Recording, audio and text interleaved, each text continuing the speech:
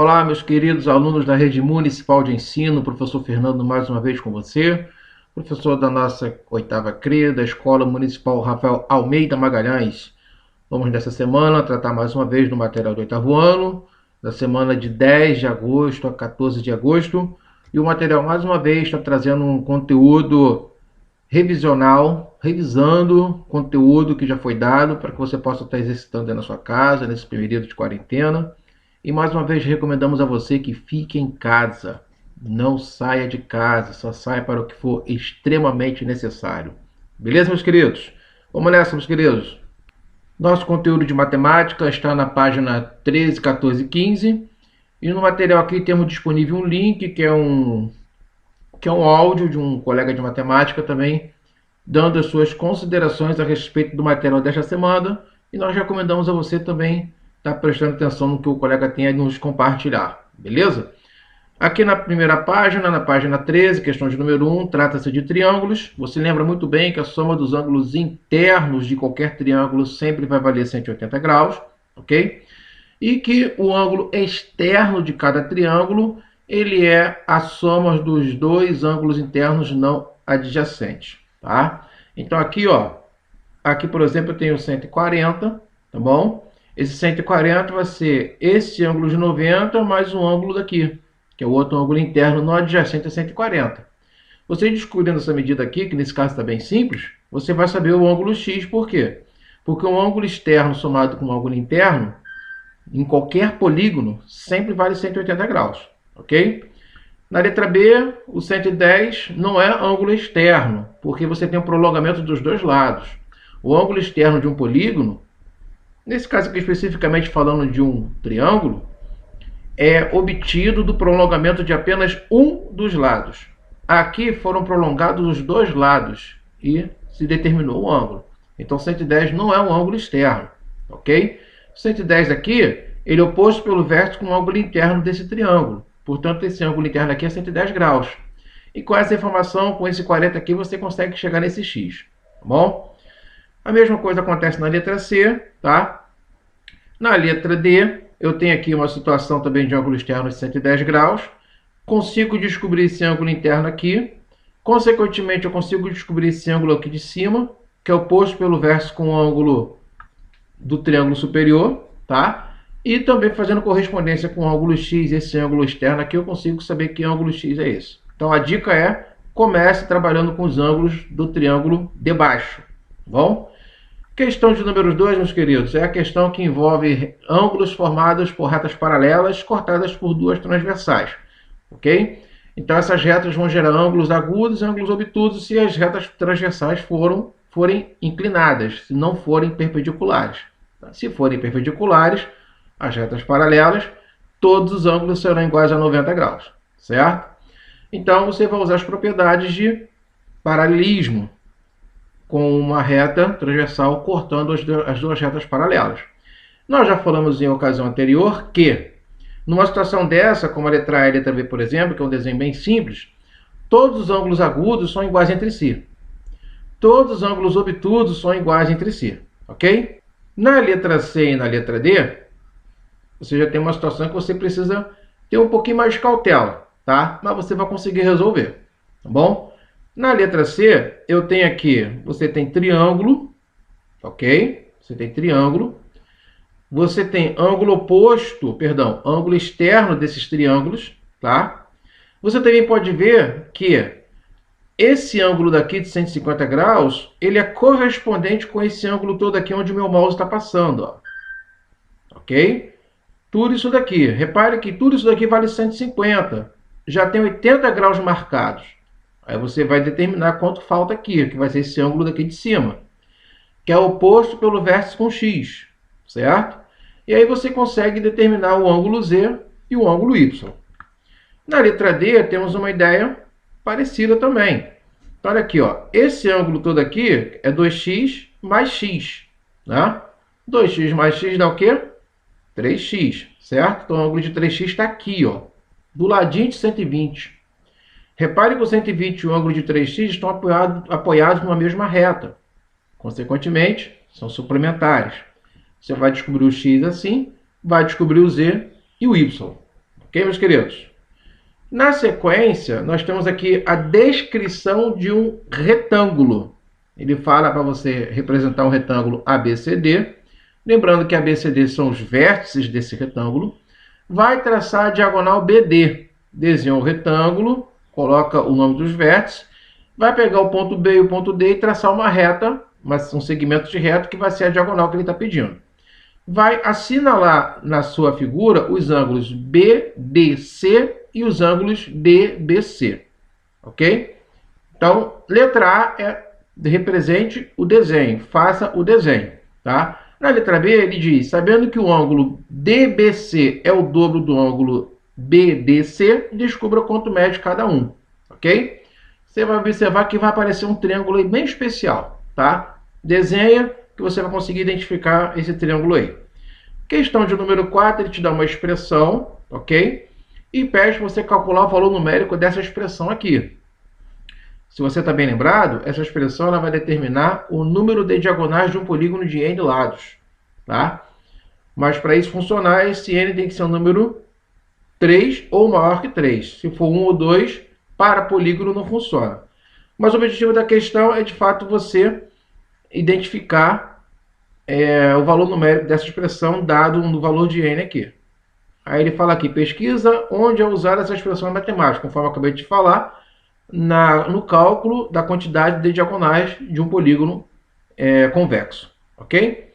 Bom, na questão de número 5, uma outra expressão numérica, também pedindo para você pesquisar onde essa expressão é usada. Essa expressão numérica vai te dar a soma dos ângulos internos de um polígono qualquer, conhecendo-se o número de lados, ok? Então, para 1 e para 2, essa fórmula vai apenas te dar um resultado, tá? Onde ele fala aqui, fazemos uma marcação de x aqui, uma marcação em vermelho, os resultados negativos iguais a zero. Por quê? Porque se é polígono, a soma dos ângulos internos não pode ser um valor negativo, também não pode ser zero. Tem que ser um valor positivo, conhecendo-se o número de lados. E esse número de lados é exatamente o número n. E por se tratar da soma dos ângulos internos de um polígono, o menor polígono tem quantos lados? 3, que é justamente o triângulo. Então, para que essa fórmula tenha como resultado a soma dos ângulos internos de um polígono, esse n tem que ser 3 ou maior que 3, porque um polígono tem 3 lados ou mais de 3 lados. Beleza, meus queridos? Na questão de número 6, observe só que é uma questão bem interessante de se fazer. Quanto vale cada um dos desenhos dessas somas? Tá? Aqui você tem 5 flores iguais e a soma dessas flores dá 10. Quanto vale cada florzinha dessa? Aí o valor dessa flor você vai jogar embaixo, né? Vai jogar embaixo e vai obter o valor dos outros símbolos. Repare que você vai ter que utilizar outras equações para identificar outros símbolos, ok? Repare que o valor da flor aqui, você pode jogar no desenho de cima para tentar identificar o sino e essa bomba aqui, ok? Vai ficar com 2 incógnitas, vai jogar o valor da flor em outro campo para poder identificar o valor de cada símbolo desse aqui, ok? Faça com calma, ok? Faça com calma, devagar, você fatalmente vai conseguir resolver a questão. Fica uma dica aqui para você. Identificando o valor da flor, pega uma outra equação que tenha a flor e mais um símbolo, apenas mais um símbolo. Por exemplo, essa equação aqui, ó, a penúltima, eu tenho 4 flores e mais um símbolo que é o sino. Então, eu conheço o valor da flor e passo a conhecer agora o valor do sino, certo? Conheço a flor e o sino. Você vai numa outra equação que tem apenas um símbolo que você não conheça. Por exemplo, na primeira aqui, ó, o valor do sino passa a conhecer na penúltima. O valor da flor eu conheço na segunda. Aplicando esses dois valores, eu encontro o valor da bomba, ok? E assim você vai resolvendo até eliminar todos os símbolos que existem aqui nesse sisteminha. Questão de número 7, mas questão de expressão algébrica. Ele te dá um retângulo, altura 2x menos 1, base 4x menos 3. Pede na letra A para apresentar a expressão algébrica do perímetro. Lembrando que perímetro é a soma de todos os lados. Como a minha base vale 4x menos 3, a parte de cima do retângulo também é 4x menos 3. Como o meu lado esquerdo aqui, minha altura do lado esquerdo, vale 2x menos 1, ao lado direito, perdão, a altura do lado esquerdo também será 2x menos 1. Então, você vai ter que somar tudo isso, ok? Os quatro lados. Calcular esse perímetro para x igual a 3. Uma vez que você identificou a expressão algébrica do perímetro, você vai considerar no lugar do x o número 3 e fazer o cálculo desse perímetro. E na letra C, calcule o valor de x para se ter um perímetro de 64 centímetros. Ou seja, você tem a expressão algébrica do perímetro, tá?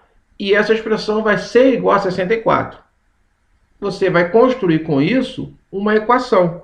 E essa equação, na incógnita, x. Vai resolver aí o valor de x, que é a resposta que ele quer aqui. Bom? Questão de número 8, ele fala de um técnico de manutenção de computadores que cobra uma taxa de R$20 pela visita ao cliente e mais R$50 por hora trabalhada. Né? Qual a expressão que representa o valor a ser pago pelo tempo de serviço? Se você considerar o tempo de serviço em horas como a letra x, você tem que descobrir qual a expressão que vai calcular o valor que ele tem que cobrar. Então, por exemplo, de acordo com o enunciado, você tem R$20 pela visita e mais 50 pela hora. Se essa pessoa trabalhar uma hora, 1 vezes 50 mais 20.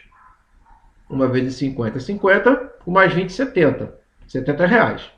Se essa pessoa trabalhar 2 horas na sua casa, 50 vezes 2, multiplica pelo tempo, dá 100, com mais os 20, R$120. Se esta pessoa trabalhar por 3 horas na sua casa, faz a conta aí que com certeza você conseguiu entender, certo? Então, o fator tempo, ele é incógnita, que nós vamos chamar de x. Então, eu tenho que pegar o valor da hora, multiplicar pela quantidade do tempo trabalhado e somar com os 20, ok? Aí você consegue chegar nessa expressão que ele quer na questão de número 8. Qual o preço a pagar se o serviço for de 4 horas? Ora, o que eu acabei de falar para você já te orienta aí como proceder nessa questão. Na letra C, após um serviço, um eletricista recebeu R$420. Quantas horas ele trabalhou? Repare que na letra C ele faz o contrário. Na letra B, e nos exemplos que eu te dei, é informado o tempo trabalhado, você calcula o valor a ser pago. Na letra C, ele te dá o valor a ser pago e você tem que identificar o tempo calculado. Ou seja, se para obter o valor eu multiplico pelo tempo e somo com 20, o inverso é só você inverter todas as operações. Vai diminuir de 20 e dividir pelo valor do tempo. O valor do tempo da hora trabalhada é R$50, ok? Questão de número 9, meus amigos. Você já conhece o truque numérico? Aí vem uma brincadeirinha com cálculos aqui, né? Que é bem interessante se fazer. Siga os passos desse truque. Escolha o número de 1 a 9, multiplique por 5, multiplique por 2, some com outro número de 1 a 9. Você diz o resultado e adivinha o primeiro número. Explique como isso é possível.